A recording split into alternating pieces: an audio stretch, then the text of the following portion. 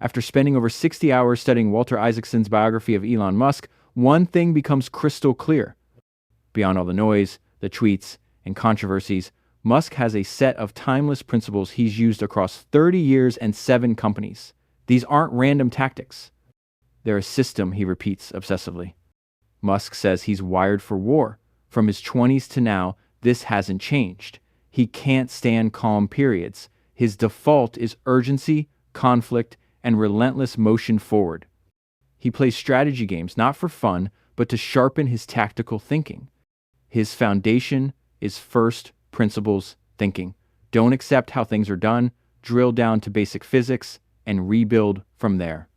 This led him to create the Idiot Index. How much more does a finished product cost than its raw materials? If the ratio is high, you're doing it wrong. When SpaceX found rockets cost 50 times their materials, Musk knew he could fix it. A supplier wanted $120,000 for a part.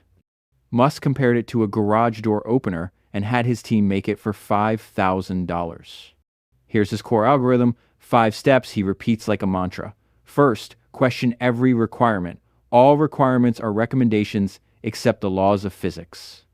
Demand the actual person's name who made each requirement, not just a department. Requirements from smart people are most dangerous because no one challenges them. Second, delete anything you can. If you're not adding back at least 10% of what you deleted, you didn't delete enough. The best part is no part. Third, simplify and optimize, but only after deleting.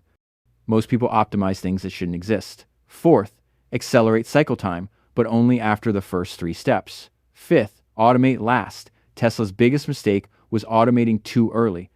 They literally sawed robots out and threw them in parking lots. A battery pack story shows this perfectly. Engineers added plastic caps to protect connector pins during shipping.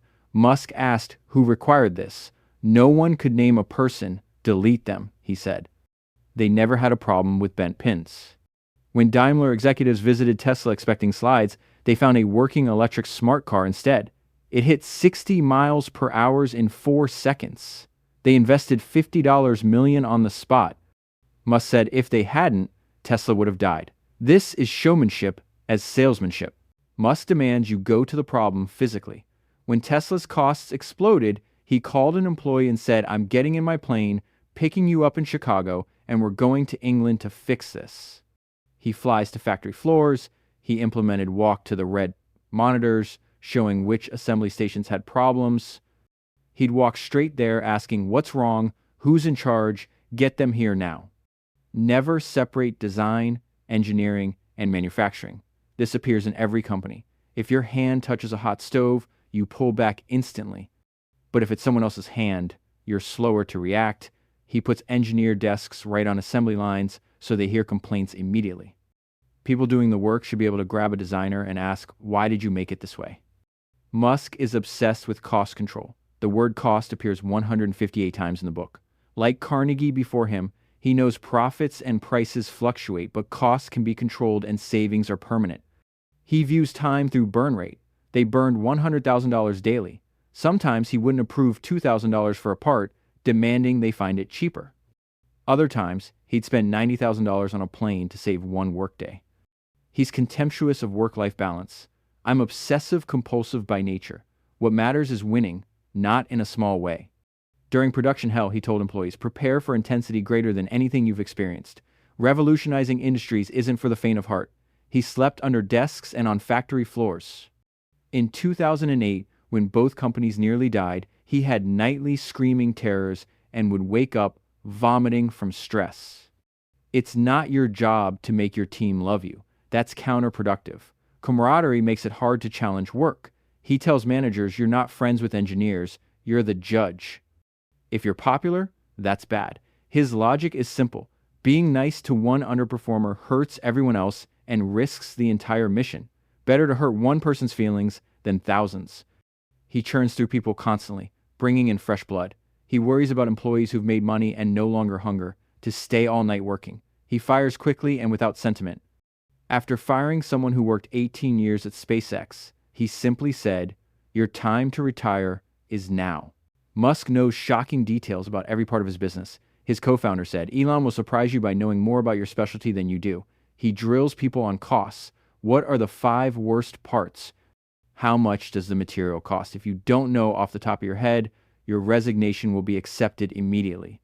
All technical managers must spend 20% of their time doing hands-on work, coding, installing roofs, whatever. Otherwise, you're like a cavalry leader who can't ride a horse.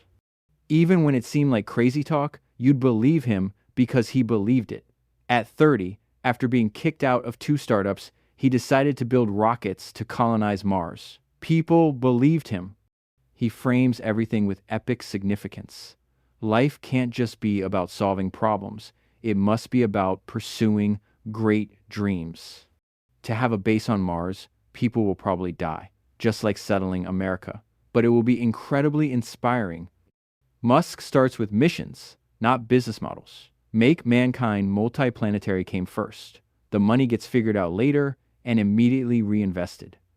At 27, after selling his first company for $22 million, he said, I could buy an island, but I'm more interested in building another company. The real payoff is satisfaction from creating something. After 3 rocket failures, I will never give up, and I mean never. We're going to make this happen. As God is my witness, I'm hell-bent on making it work.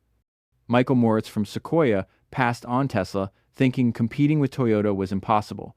Years later, he admitted, I didn't appreciate the strength of Elon's determination. Musk learns from everything around him. How gophers dig, how humans drive, using only eyes, how bathroom latches work, how toys are manufactured.